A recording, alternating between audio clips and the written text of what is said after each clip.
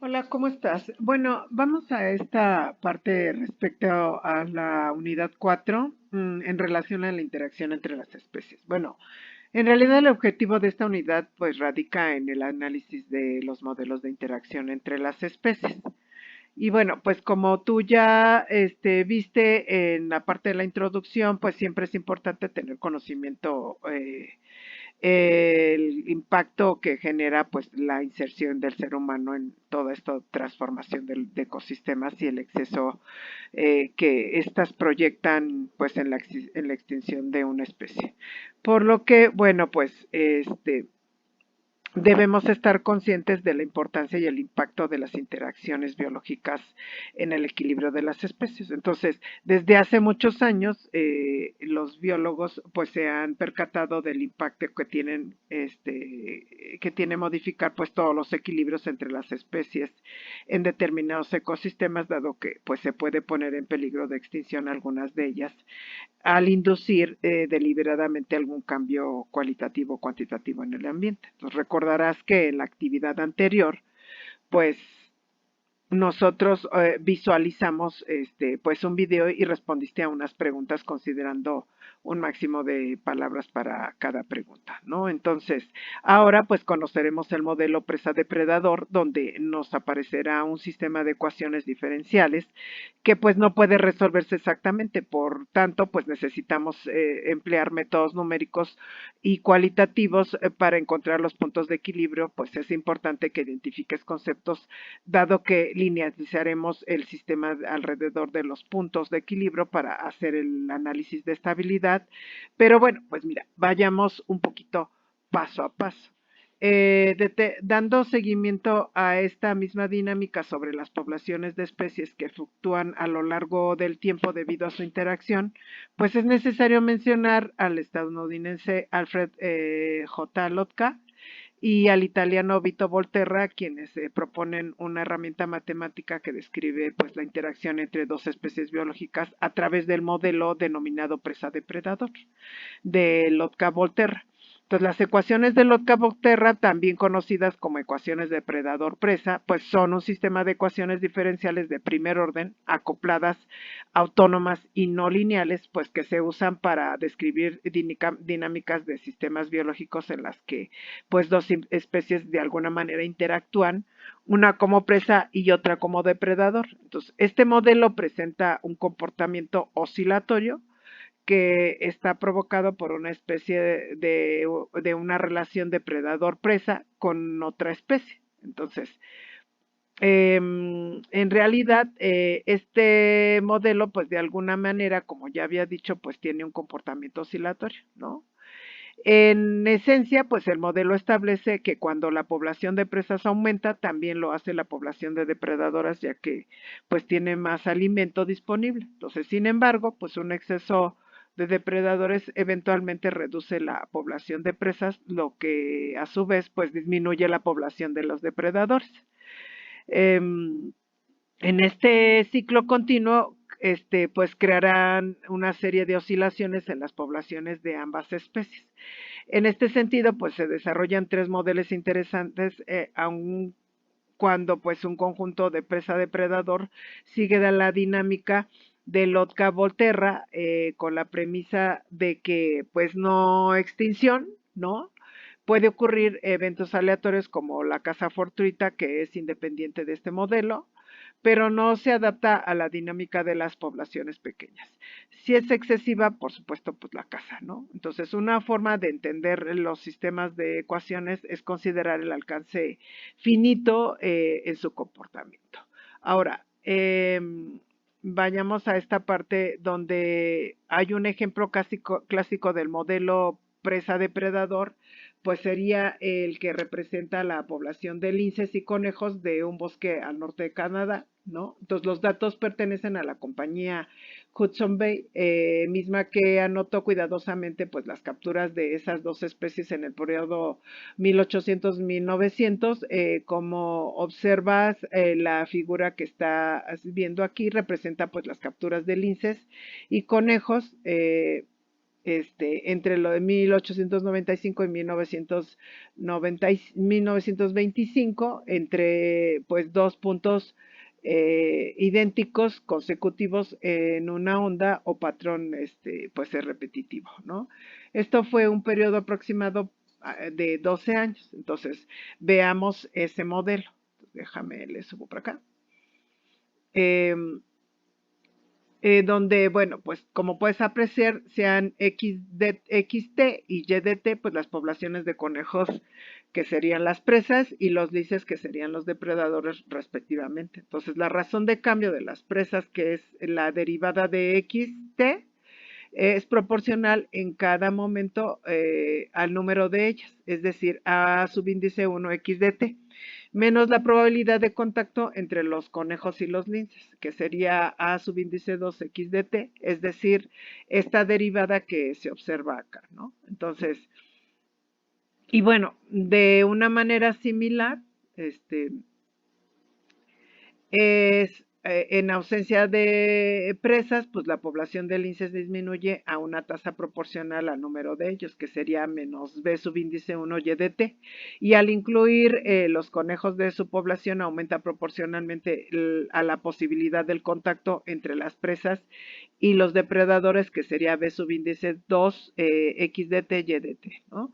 Entonces, combinando estos factores, la derivada de t con respecto a dt, que sería igual a menos subíndice 1 y de t más lo que sería b subíndice 2 x de t y de t, ¿no? Entonces, si sé que te preguntas, bueno, y la variación del clima y las relaciones con otras especies, como la presencia del ser humano y otros factores muy importantes, como son la edad de los animales y su distribución, ¿qué pasa con eso? Bueno, pues esto pues se ha omitido dado que se concentra tan solo en la idea de presa-depredador, ¿no? Pero bueno, vamos un poquito al detalle. Y entonces, en el modelo de Lotka-Volterra, el crecimiento tiene un componente, una componente malthusiana, que sería subíndice 1 XDT, proporcional al tamaño de la población, y otro término que depende del número de encuentros depredador-presa, que sería A subíndice 2 XDT YDT, que al aumentar hacen que el crecimiento de x de t pues sea menor, ¿no? Entonces la segunda ecuación puede ser interpretada análogamente, donde pues el crecimiento del depredador en ausencia de presa pues sería negativo, proporcional por supuesto a lo que sería el depredador, es decir, menos B subíndice 1 y de t. Entonces, dado que la presa pues es la fuente de alimento del depredador. Sin embargo, pues en presencia de la presa, pues el número de los contactos de contacto del depredador contra la presa, pues aumenta del crecimiento que sería el crecimiento de T, que sería depredador, es decir, es proporcional a X de T, Y de T, ¿no? Por tanto, pues si no existen depredadores, pues la población de presas crecería de forma exponencial. Mientras que si no hubiera presas, pues la especie depredadora decrecería o descendería en población, siguiendo un modelo totalmente malthusiano también, ¿no? Entonces, de esta manera, pues la población de depredadora prospera, pues al haber un número abundante de presas, pero vuelve a decaer al verse reducido su suministro, por supuesto, ¿no? Entonces, al descender el número de depredadores, la población de presas aumenta de nuevo. Entonces, estas dinámicas continúan en un ciclo explicado, pues ya anteriormente, que oscila de manera periódica, ¿no? Entonces, ahora bien, el modelo de Lorca-Volterra, pues es el primero de muchos modelos de interacción. Este modelo presenta un comportamiento oscilatorio que está provocado por una relación depredador-presa con otra especie, cuyo comportamiento oscilatorio también, ¿no? El gráfico que vemos, estamos viendo, pues es la población de la especie presa, que está en rojo, y la población, que sería la de depredador, en verde, presenta un comportamiento periódico el cual pues no es paralelo, sino que hay un retraso justificado porque los efectos de la variación de la población de presas en la población depredadora pues empiezan a notarse tras cierto periodo de tiempo. Entonces, ningún modelo anterior de dinámica de poblaciones presenta tal característica, ya que o bien tiende a crecer exponencialmente como el modelo malthusiano, que ya vimos, o bien tiende a estabilizarse a un valor de equilibrio estable. Entonces, este carácter oscilatorio en el modelo es debido a la interacción entre ambas especies, quitando en consideración otras variables, como ya lo habíamos dicho, las variaciones en el ambiente, ¿no? Ahora, como los parámetros tasa y crecimiento son constantes, pues la isoclina cero, o también llamada noclina, para las presas es una línea constante en el eje horizontal, que sería esa línea verde de la gráfica, y por debajo de esta línea, pues la abundancia de depredadores es baja y la población de presas pues aumenta, ¿no? Y por encima de esta, pues la densidad de depredadores es alta y la población de presas pues es baja.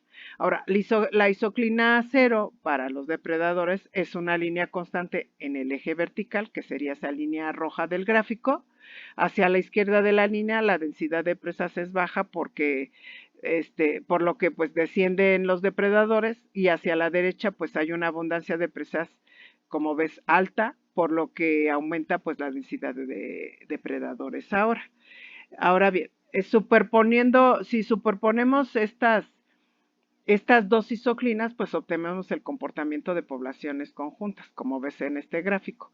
El número de depredadores aumenta cuando tenemos una densidad alta de presas. Esto lleva a un aumento en la presión sobre las presas y su consiguiente descenso en la población, ¿no? Entonces, esto provocaría pues una escasez de alimentos para los depredadores y un descenso en su abundancia, lo que alivia pues la presión sobre las presas y aumenta su población, lo que llevaría al incremento de la densidad de depredadores, y así se repite el bucle de manera pues indefinida. Ahora, en respuesta de los depredadores a los cambios en la densidad de sus presas, pues encontramos dos tipos principales de respuesta de los depredadores a los cambios en la densidad de sus presas. El primer tipo de respuesta, denominado respuesta funcional, pues se refiere a un aumento en el número de presas capturadas por depredador o a una captura más prematura o a medida que aumenta la población de presas. El segundo, pues es un llamado respuesta numérica, que consiste pues en la tasa de reproducción de un consumidor en función de pues la disponibilidad alimentaria, ¿no? Entonces, las respuestas funcionales, déjame acomodo aquí, se pueden clasificar en tres tipos básicos.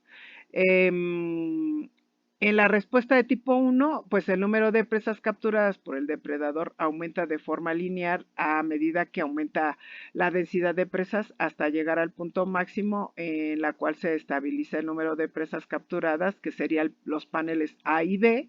Las respuestas de tipo B, de tipo 1, pues produce una mortalidad de presas independientes de su densidad hasta llegar al punto de una mortalidad de presas independientes de su densidad hasta llegar al punto en el que los depredadores están saciados por completo, ¿no?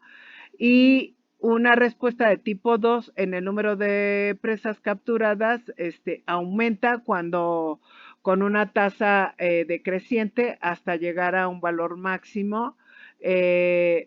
Un elemento importante en la respuesta de tipo 2 pues es el tiempo de manejo de la presa por parte del depredador. El tiempo de manejo incluye tanto el tiempo que se emplea en digestión o en perseguir y someter a la presa, como el que pasa durante su consumo y digestión, ¿no? Eso limita el número de presas que pues puede procesar un depredador por una unidad de tiempo, y también reduce pues el tiempo de disponible para buscar nuevas presas. Ahora, como consecuencia, el número de presas consumidas por unidad de tiempos disminuye progresivamente, y al aumentar pues por supuesto su número hasta llegar a estabilizarse un cierto valor. Entonces, la respuesta de tipo 2 es mucho más compleja que pues la del tipo 3, ¿no? Es más compleja que la del tipo 2, y siempre implica pues la presencia de dos o más especies de presa. La respuesta del tipo 3 pues es similar, por ejemplo, a la del tipo 2 en grandes densidades de presas, pero a densidades medias y bajas la relación entre el ratio de consumo de los depredadores y la densidad de las presas pues cambia, ¿no? Que serían estos paneles E y F. Entonces, para una respuesta de tipo 3, la pendiente de la curva alcanza su máximo con una densidad de presa media, y una respuesta del tipo 3 puede surgir con un intercambio de la especie de presa, por lo que una baja densidad de la especie, que sería la presa A, los depredadores pasan a la especie presa B, ¿no? Muy bien. Bueno, pues mira, la capacidad eh, de incrementar la abundancia de la población del depredador se halla condicionada por la abundancia absoluta de la presa, ya que pues la abundancia del propio depredador carece de importancia. Sin embargo, a medida que aumenta la densidad del depredador, a menudo se incrementa también la interferencia mutua entre depredadores. Ahora, si este es el caso, las tasas de consumo individuales pues disminuirán y será necesario un mayor número de presas para aumentar un determinado número de depredadores, ¿no? Entonces, por consiguiente, pues es de suponer que la isoclina cero para el depredador se apartará progresivamente de la vertical. Además, a elevadas densidades, pues, e incluso en presencia del lugar para iniciar o los refugios para la propia especie, ¿no? Entonces, esto establecerá, pues, un límite superior para la población de depredadores, independientemente, pues, del número de presas, ¿no? Entonces, por tanto, pues parece razonable suponer que los consumidores presentan, pues, generalmente una isoclina cero, o también llamada nuclina, parecida al panel A de la gráfica que ves aquí, con la densidad de las presas es baja, no existe competencia intraespecífica, y la isoclina de la presa pues es la misma que la del modelo Lotka-Volterra, pero a medida que aumenta la densidad y la competencia intraespecífica, pues la isoclina pues disminuye gradualmente hasta que la capacidad de población sostenible pues alcanza el eje de la presa, ¿no? Entonces, si combinamos ambas isoclinas, la del depredador y la de la presa, que sería el panel C de la gráfica, pues obtenemos que las oscilaciones siguen pues siendo en general aparentes, ¿no? Pero estas ya no son neutralmente estables. En su lugar, pues se trata de oscilaciones amortiguadas que convergen en un equilibrio pues estable. Entonces, cuando el depredador es relativamente ineficiente, es decir, cuando se requieren muchas presas para mantener una población reducida de depredadores, ¿no?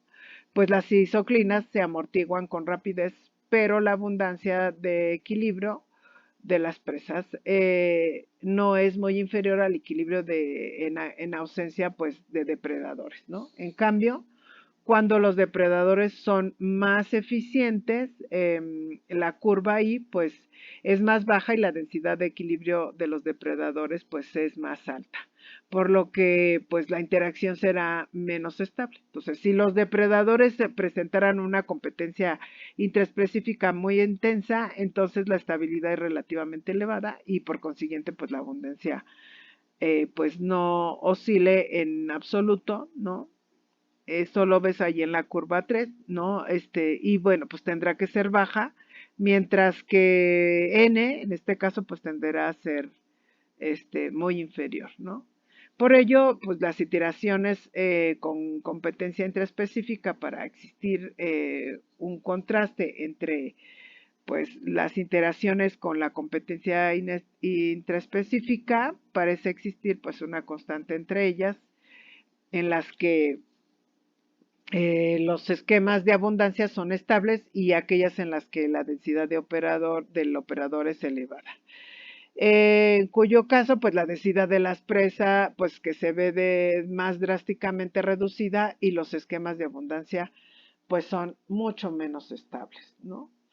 Ahora bien, regresando un poquito al análisis cualitativo del modelo inicial y con lo que hemos hablado de las isoclinas para encontrar los puntos de equilibrio, pues podemos deducir que al ser los puntos de equilibrio las soluciones constantes, es decir, sus derivadas de x' de t y y' de t, pues tienen que ser cero, ¿estás de acuerdo, no? Entonces tenemos que resolver el sistema tal cual lo observas en esta lámina y pues de alguna manera sus soluciones serían este P subíndice 1 y P subíndice 2 de los puntos de equilibrio encontrados, pues no podemos deducir el comportamiento oscilatorio del sistema observado pues en esta figura, ¿no?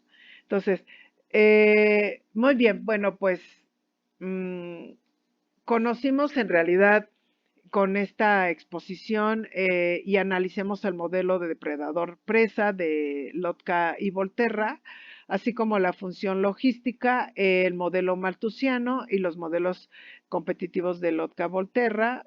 Con el modelo malthusiano, pues observamos algunos de los problemas, entre ellos el crecimiento de una población que siga el patrón, no tendrá ningún tipo de limitación o no tendría ningún tipo de limitación. Por tanto, el crecimiento se vuelve pues totalmente exponencial, ¿no? Y eso pues la naturaleza pues escasamente ocurre. Entonces la función logística o ecuación de Berholtz que incorpora un término llamado capacidad de población sostenible, pues resuelve de alguna manera. Entonces, hemos mostrado que el efecto de este término produce una curva sigmoidea, a diferencia de la curva exponencial, ¿no? Entonces, en la cual, pues, la población alcanza cierto umbral, reduce su tasa de crecimiento hasta estancarse y dejar de crecer, ¿no? Y la función logística, pues, explica un poco mejor cómo se comporta una población en un entorno, pues, natural, pero podemos encontrar con que esta sea depredador o presa o experimente otro tipo de interrelación con otras especies, ¿no? Entonces, el caso de que sea presa o depredador, Lotka y Volterra pues dieron un sistema de ecuaciones diferenciales que establece pues la dinámica de poblaciones a lo largo del tiempo y a pesar de ser una mejora con respecto de la función logística, pues sigue presentando muchas carencias, ¿no? Entonces, para que este modelo funcione adecuadamente, pues debemos aceptar una serie de premisas relacionadas con el medio, como por ejemplo, que el ecosistema debe estar aislado, es decir, no haya migración, no hay otras especies presentes, incluso pues que no hubiera plagas, por ejemplo. Otra sería que la población de presas en ausencia de depredadores pues crece de manera exponencial, lo que implicaría que la velocidad de reproducción es proporcional al número de individuos y que las presas pues solo mueren cuando son cazadas por el depredador. Y la última propuesta es que la población de depredadores en ausencia de presas decrece de manera exponencial. Además de ser, se dan demasiadas situaciones carentes de significado físico o biológico, tales como pues la nula estabilidad estructural o la explosión de una población en determinadas circunstancias, como puede ser modificar incluso las poblaciones iniciales, ¿no? Bueno, pues como vimos, a ver, déjame, me ubico, aquí está. El modelo de Lotka-Volterra, al ser muy simple, pues resulta poco realista, ¿no?